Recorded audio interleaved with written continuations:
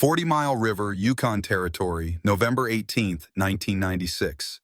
As prospectors rush to erect log cabins before the deadly cold sets in, a single man puts up what resembles a circus tent. His fellow settlers consider him mad. By February, when the mercury drops to 58 degrees below zero, that tent will maintain an interior temperature of 45 degrees Fahrenheit. It will be warmer than the most robust log dwellings nearby, consuming half the firewood and needing no sealed gaps, no moss packing, nor frantic stoking in the dead of night. What knowledge of thermal efficiency did this solitary prospector possess that a whole camp of seasoned frontiersmen had failed to grasp?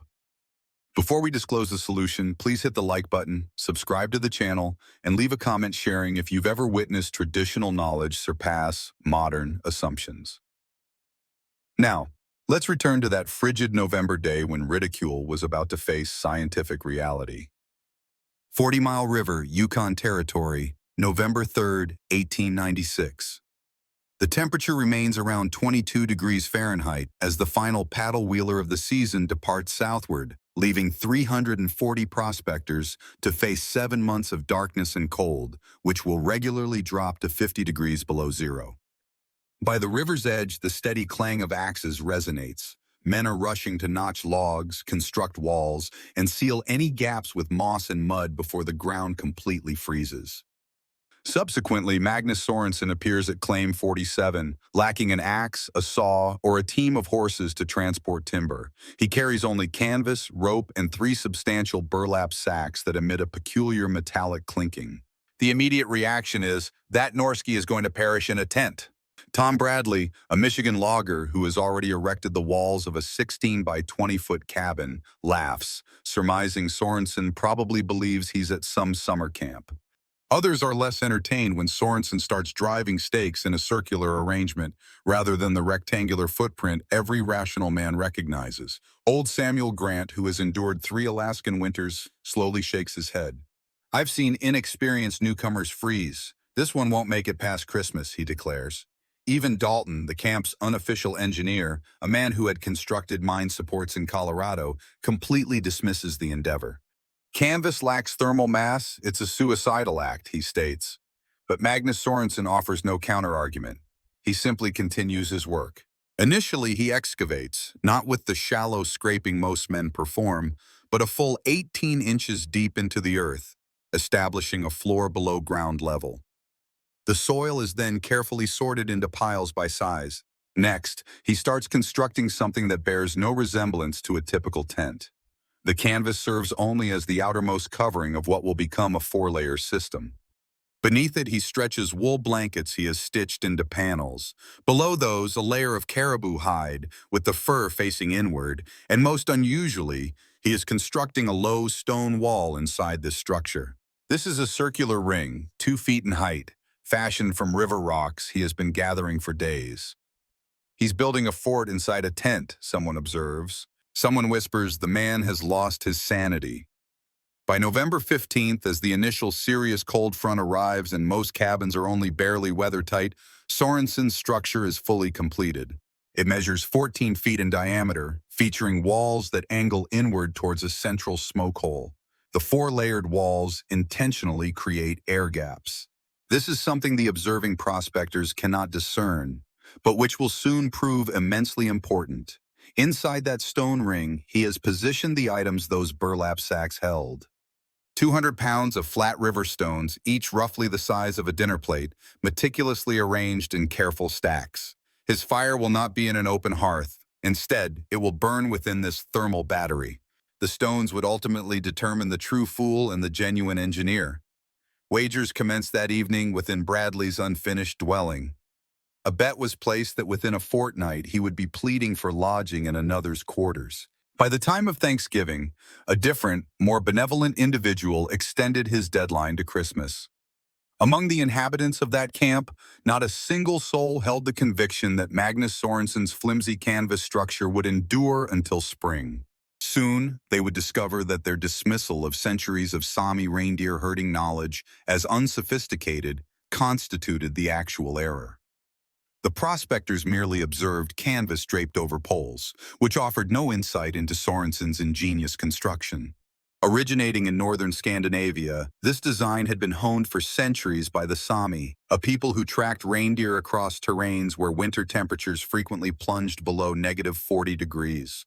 However, Sorensen did not merely replicate a conventional lavu. Instead, he modified it, integrating Sami concepts with methods he had witnessed among Mongolian herders during his 2 years of prospecting in Siberia. This hybrid construction ultimately proved to be a structure that contemporary thermodynamics would subsequently confirm as nearly ideal for intensely cold conditions. The initial phase of its construction involved the foundation. Sorensen had positioned his dwelling by digging 18 inches into the ground. His living quarters were situated beneath the frost line, a depth at which the ground temperature remains stable at approximately 35 degrees Fahrenheit, even when the ambient air above becomes lethally frigid. The soil removed during excavation created a 14-inch tall earthen barrier, or berm, encircling the structure's base, effectively impeding wind at ground level, which is where convective heat loss is most pronounced. Its purpose was not aesthetic. The thermal conductivity of Earth is approximately 0.5 watts per meter Kelvin, in contrast to wood's 0.1 watts per meter Kelvin. However, for this specific use, its thermal conductivity was secondary to its substantial mass and its capacity to obstruct wind. The wall system, composed of 4 distinct layers, incorporated 3 individual air spaces, each measuring roughly 1.5 inches in width. The outermost canvas layer served to deflect wind and repel moisture. The void between the canvas and the wool formed a static air insulation zone, and still air, possessing a thermal conductivity close to 0.024 watts per meter. Kelvin ranks among nature's most effective insulating materials. The layer of wool blanket contributed both bulk and regulation of humidity. Wool maintains its insulating capabilities even when moist, a characteristic not shared by cotton canvas. A further airspace existed between the wool and the caribou hide, and this innermost fur layer, with its fur facing inward, generated minute air pockets while simultaneously acting as a radiant heat barrier. The complete wall structure measured approximately 7 inches in thickness and had a weight of around 180 pounds, thereby establishing a thermal mass designed to stabilize the interior temperatures. However, the genuine brilliance resided at the core, the circular arrangement of stones and its 200 pounds of river rocks. Sorensen had specifically chosen flat pieces of sandstone and granite. Their selection was primarily due to their thermal mass characteristics. Sandstone possesses a specific heat capacity of approximately 0.92 kilojoules per kilogram Kelvin, while granite's is close to 0.79 kilojoules per kilogram Kelvin. This implies their ability to absorb and gradually release substantial thermal energy. Each evening, his fire would burn within this ring for a duration of 3 to 4 hours, elevating the temperature of the stones to roughly 400 degrees Fahrenheit, 204 degrees Celsius. Subsequently, he would bank the embers and place a flat, custom-shaped stone lid over the ring, allowing thermal radiation to perform its function. The underlying calculations were remarkably sophisticated. Weighing 200 pounds, approximately 90 kilograms, his collection of stones had the capacity to retain around 18,000 B2s when heated from 70 degrees Fahrenheit to 400 degrees Fahrenheit. This energy was then gradually emitted throughout the night via both radiation and conduction. This stored warmth would sustain comfortable temperatures for a period of 10 to 12 hours without requiring any further fuel. Such an accomplishment would be unattainable in a traditional log cabin, where warmth dissipates through crevices, cracks, and the chimney's airflow. The chimney had to remain unobstructed. Furthermore, the conical form was also significant. Warm air inherently ascends to the apex, precisely where Sorensen had fitted a controllable smoke vent. Through the manipulation of this aperture, he possessed the ability to precisely manage both airflow and thermal retention, achieving a level of accuracy that no conventional rectangular cabin could equal. Upon observing smoke emanating from the tent on November 18th, Tom Bradley once again chuckled, assuming Sorensen was already incinerating his furnishings. He shouted to his companions, urging them to grant him just 3 additional days. What remained hidden from Bradley was the interior temperature, which consistently held at 52 degrees Fahrenheit, 11 degrees Celsius without any active flames, even as his own cabin featured a blazing fire within its stone hearth. The seasoned constructor found it difficult to achieve 45 degrees 7 degrees Celsius, needing a continuous supply of logs that disappeared into the chimney. This skilled builder was losing heat rapidly, whereas the other, less experienced one, was retaining it. The approaching winter would soon expose which method was truly ill-conceived. By January 11, 1897, the thermometer at 40 Mile River registered 58 degrees or 50 degrees Celsius beneath a clear, calm sky. This extreme cold caused breath to instantly crystallize and expose skin to freeze in less than 2 minutes. This marks the 14th straight day with temperatures below 40, and the settlement is enduring hardship. Inside Tom Bradley's dwelling, even with a fire burning 40 pounds of wood every 6 hours, the interior temperature remains approximately 18 degrees 8. Overnight, water pails turn to solid ice. Men don all their clothing layers, huddling near the fireplace, yet still awaken with ice in their facial hair.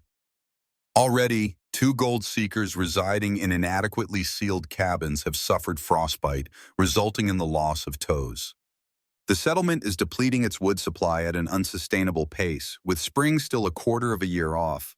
However, the Magnus Ronson shelter presents a contrasting situation.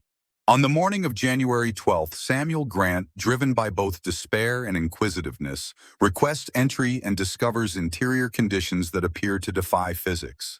A thermometer suspended from the main support shows 63 degrees 17 degrees, which is a full 45 degrees warmer than Bradley's dwelling and an astounding 121 degrees higher than the ambient outdoor temperature. Sorensen is seated in his shirt sleeves, enjoying a warm meal. The circular stone structure emits a mild heat.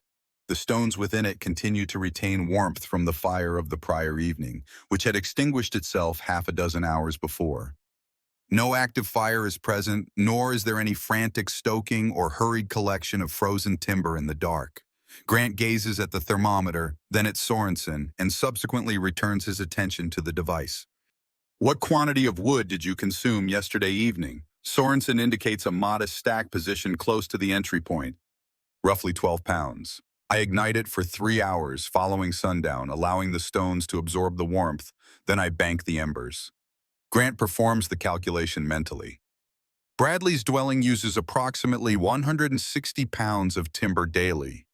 Sorensen, conversely, utilizes around 35 to 40 pounds, which is under a quarter of the fuel, yet attains temperatures 45 degrees warmer.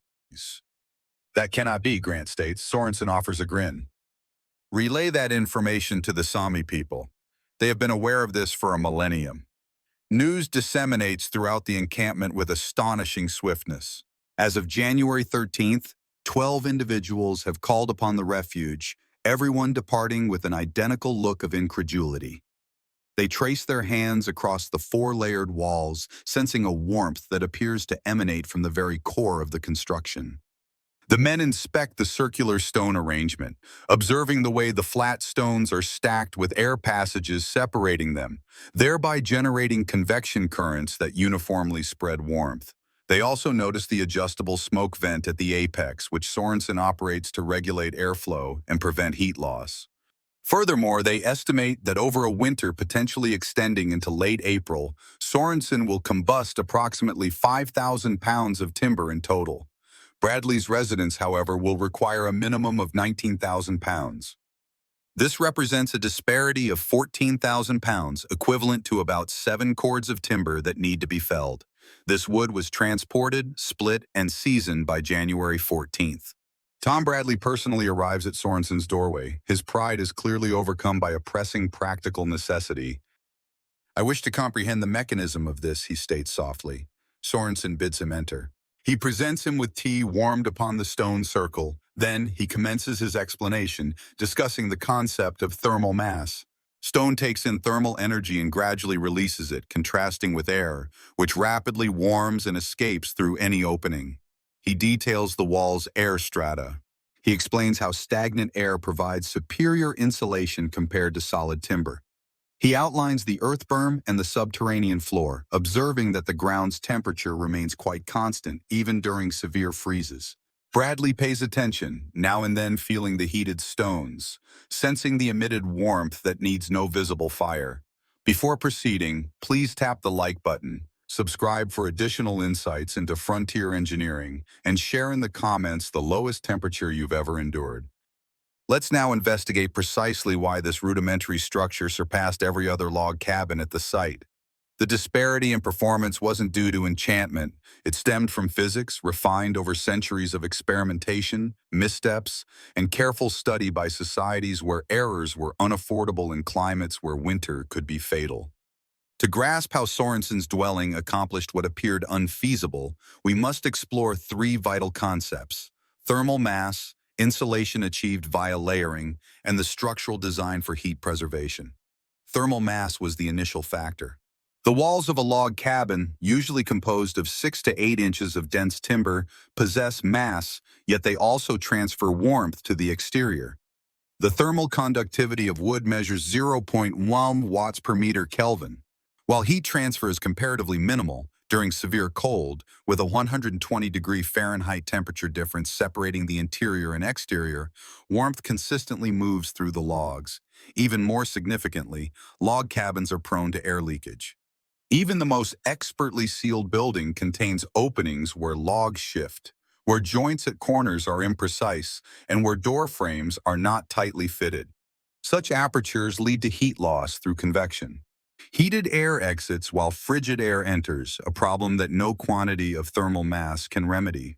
Fundamentally, a log cabin is a porous enclosure warmed by a hearth that expels 70 to 80% of its thermal output through the flue.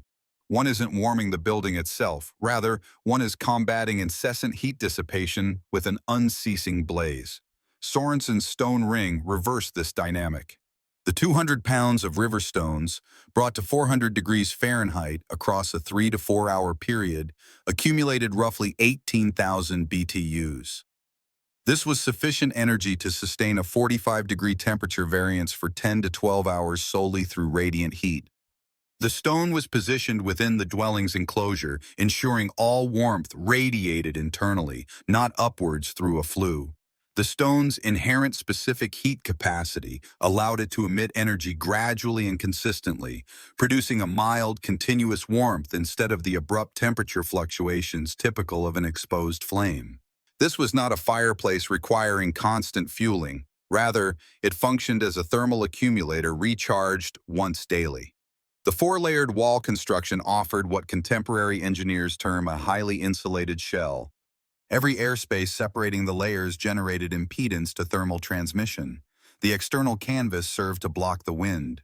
The initial air gap measured 1.5 inches. It offered an insulating capacity approximately equal to that of 3 inches of timber.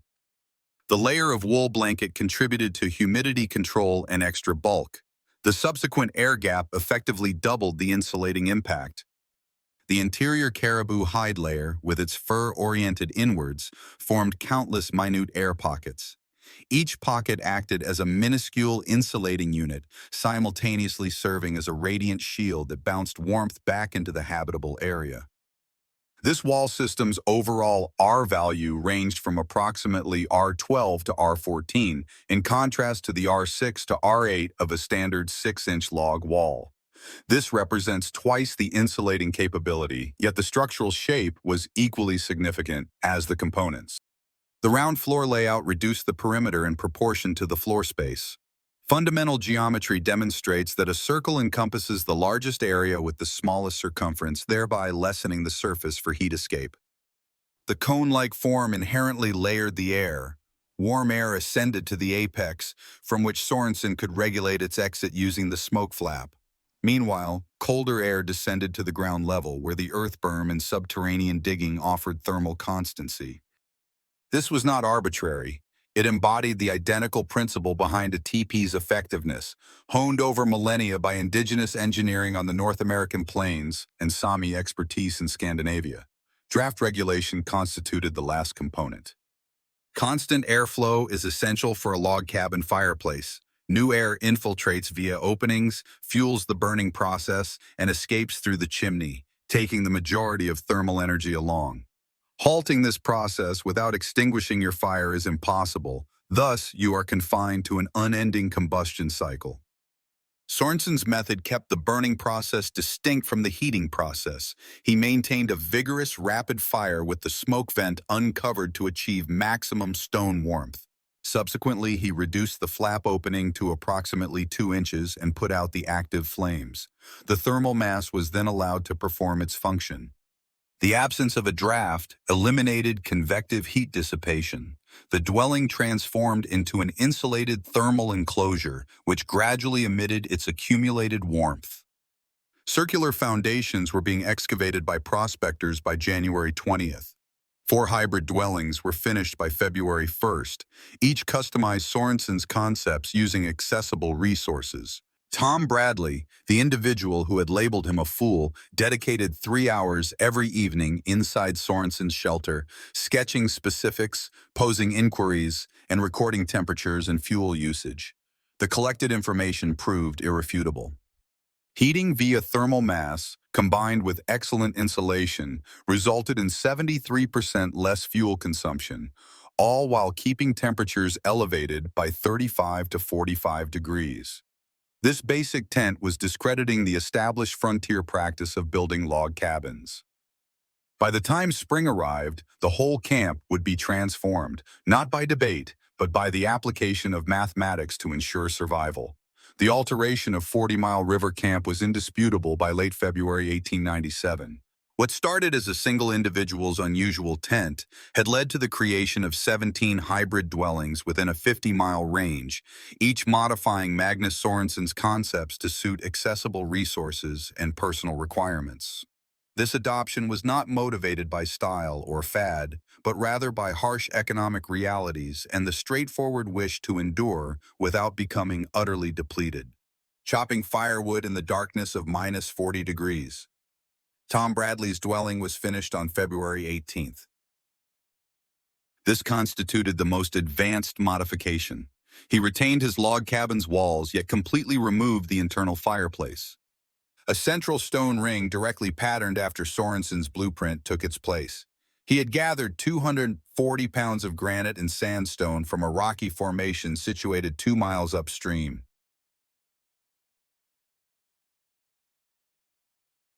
He chose flat sections capable of stacking effectively. Within his current edifice, he constructed an internal partition from caribou pelts. He had acquired them through trade with native hunters, establishing a 2-inch airspace between the hides and the logs. Consequently, his interior temperature increased from an average of 22 degrees to minus 6 degrees Celsius. Subsequently, it climbed to 51 degrees, equivalent to 11 degrees Celsius. As his daily wood usage decreased from 160 pounds to 58 pounds, he was consuming 64% less combustible material. For the first time in 3 months, he was able to sleep without the danger of frostbite. Samuel Grant adopted an alternative method.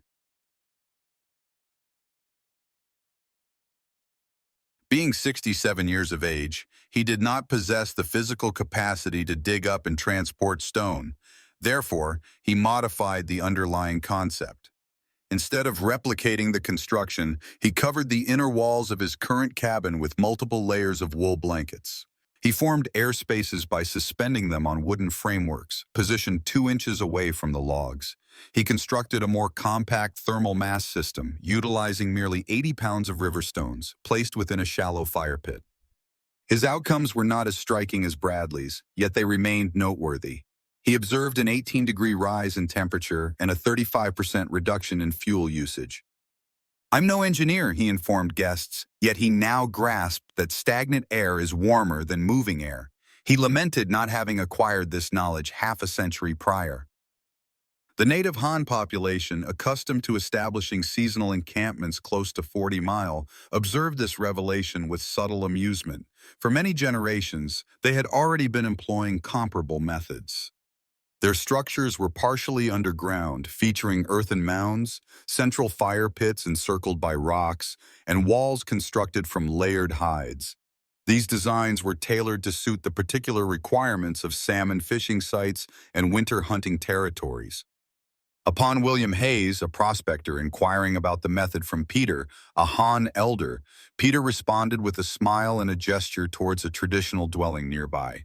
He questioned, "Do you believe the tent man devised heated homes? Our ancestors would find that amusing." We instructed him on excavating downwards. We demonstrated which types of stones retain warmth for the longest duration. He paid attention, unlike most of you.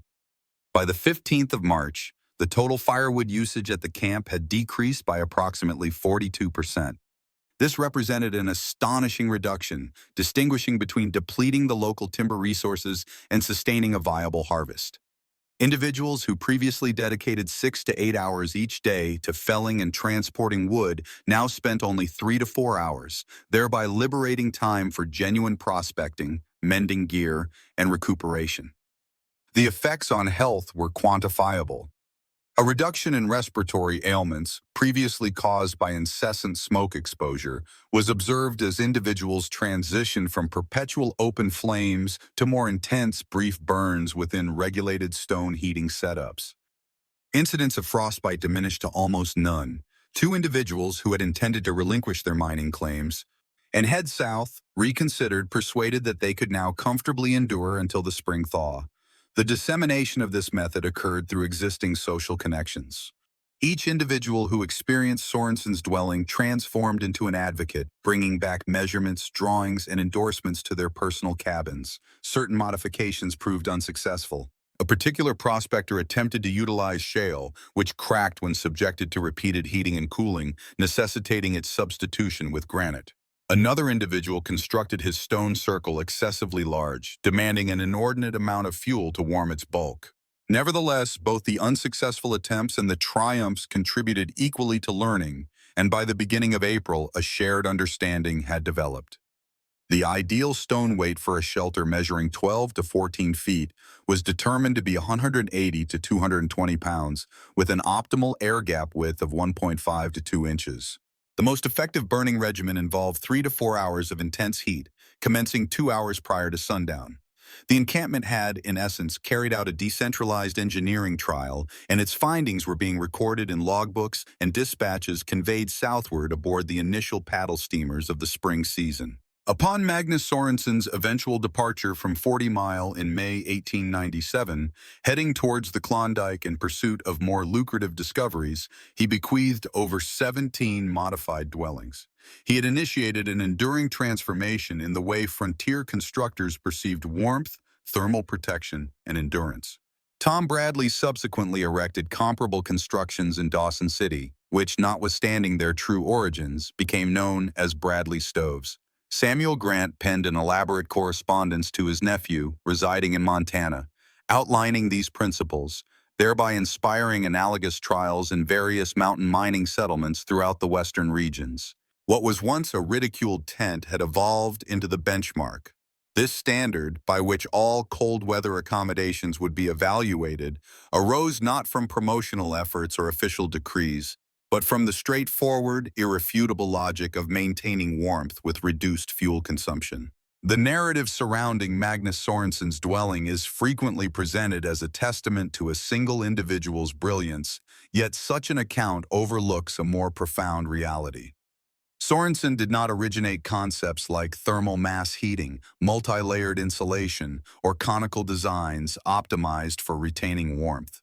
He acquired these fundamental ideas from the Sami inhabitants of northern Scandinavia, who had perfected them over a millennium of reindeer husbandry in environments where winter temperatures consistently plummeted to negative 50 degrees Fahrenheit.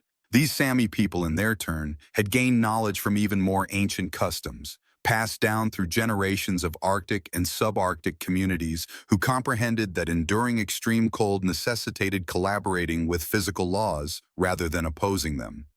Sorensen's significant contribution, and what renders his narrative noteworthy, was his realization that native and ancestral wisdom constituted not unsophisticated folklore to be disregarded, but rather a form of engineering deserving of careful examination.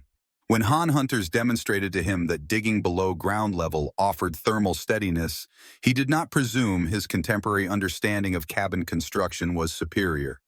Similarly, upon witnessing Mongolian herders employing felt layers with air spaces during his stay in Siberia, he refrained from dismissing it as outdated technology. He experimented, evaluated, modified, and implemented. His dwelling combined elements from Sami Lavu design, Mongolian insulation methods, and North American rock choices. This was all refined by meticulous scrutiny of what truly succeeded in critical situations. The miners who ridiculed him weren't unintelligent. They were confined by the belief that pioneering knowledge originated solely from their own heritage. The log cabins, rock fireplaces, and exposed hearths employed by their ancestors in states like Kentucky, Michigan, or Pennsylvania were established designs. These were effective constructions that had housed countless individuals. Yet being effective in Pennsylvania doesn't equate to being ideal in the Yukon.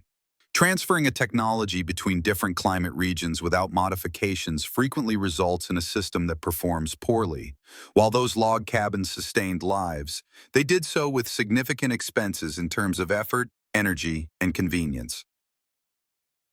These structures symbolized cultural tradition rather than peak engineering efficiency. The temperature difference, being 45 degrees higher with a 73% reduction in fuel consumption, constituted a major advancement. This marked the distinction between merely enduring and experiencing comfort, between just surviving and truly flourishing, and between depleting the local wood resources in 3 years or sustaining an endless, responsible harvest. Contemporary construction science would subsequently confirm each concept Sorensen utilized: heat-absorbing mass for warmth retention, still air spaces for thermal isolation, lower surface area-to-volume proportions for preserving heat, and earth mounding for temperature consistency. However, the Sami, Han, and Mongolian pastoralists had understood these realities not via scientific experiments, but through the crucible of practical experience over many centuries. By 19, different versions of the thermal mass dwelling had emerged across Alaska and the Yukon. A few maintained the round shape, whereas others integrated the rock-based heating method into rectangular dwellings. The underlying concept demonstrated impressive adaptability for various scales. Mining companies constructed shared models incorporating 800 to 1,000 pounds of stone heating elements, accommodating 20 individuals while consuming less fuel than 4 conventional stoves. Isolated trading stations embraced the design, significantly reducing their expenses for warmth. Even certain military bases in Alaska tested mixed systems. The concept had demonstrated its worth too effectively to stay restricted to a single location. What became of Magnus Sorensen? Historical accounts indicate he operated mining claims near Dawson City until 1899, after which he vanished from formal records. This was a frequent outcome for gold seekers who either became wealthy and withdrew discreetly or perished unrecorded in the wild. Nevertheless, his dwelling outlasted him. Images from 1902 depict constructions distinctly shaped by his blueprint. They remained standing at 40 Mile, continuing to be utilized by miners and fur traders. Verbal accounts gathered during the 1950s mention the Norwegians' heated tent as a pivotal development in Yukon construction methods. This understanding endured because it was effective, and because individuals such as Tom Bradley and Samuel Grant transmitted it not as custom, but as validated engineering. This insight reaches further than just pioneering dwellings across the span of human existence. We have consistently disregarded indigenous wisdom. We've labeled it as unsophisticated, only to realize, frequently centuries later, that it offered advanced answers to intricate challenges. Native fire control methods, which averted devastating forest fires, were once deemed barbaric and prohibited, but are now being incorporated back into contemporary forestry. Age-old fermentation processes, previously labeled unhygienic, are now recognized as advanced preservation biotechnology. Local architectural styles perfected for specific climates are currently being examined by contemporary engineers pursuing energy-saving designs. The cycle recurs: initial hubris followed by eventual modesty, frequently at a considerable price. Magnus Sorensen's dwelling serves as a testament that true innovation frequently involves acknowledging insights already present in different cultures, in ancient customs, and in methods honed over countless generations of scrutiny and necessity. The miners who scoffed were not unintelligent. They had simply not yet grasped that the most robust engineering frequently appears initially to be the most straightforward answer. A shelter that maintains a temperature 45 degrees higher while consuming merely a quarter of the fuel isn't a magical feat. Instead, it's the result of mathematics, material science, and centuries of accumulated wisdom, applied by an individual humble enough to learn from communities his society had conditioned him to disregard. If you found this narrative insightful, please give that like button one last click, subscribe for more overlooked frontier innovations, and share in the comments below what traditional knowledge you've witnessed outperform modern assumptions.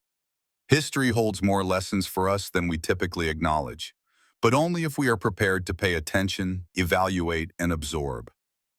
Until our next encounter, keep yourselves warm, and bear in mind that, on occasion, true folly belongs to those who are quick to mock and slow to analyze.